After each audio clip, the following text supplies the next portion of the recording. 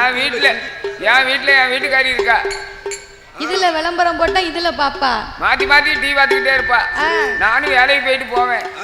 ஏமா கொஞ்சம் சோறு வச்சு கூட போதும். அங்க இந்த இது விளம்பரம் போடட்டும். விளம்பரம் போட்ட பிறகு வச்சு தரேன்.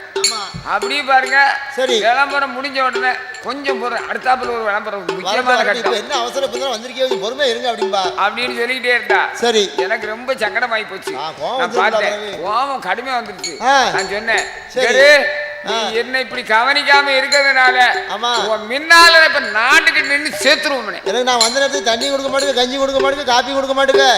நான் நாட்டுக்கு சாப்பிடணும்னு சொன்னீங்களோ. ஆச்சி அப்ப டிவியை உடனே ஆஃப் பண்ணிருப்பாள. ஆஃப் பண்ணாளா? அந்த கதையை கப்ப நாட்டுக்கு நிக்கணும்னு சொன்ன உடனே இங்க இருங்க, நீங்க நிக்கவே நிக்கிய. ஆமா, நாட்டுக்கு டிவியை மறைக்காம ஓரமா போய் நின்னுங்க. சரிதானே?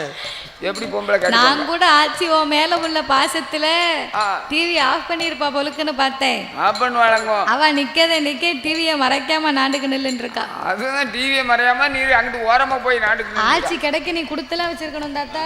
என்னது? ஆச்சி கிடைக்க நீ கொடுத்து வச்சிருக்கணும். அப்படியா?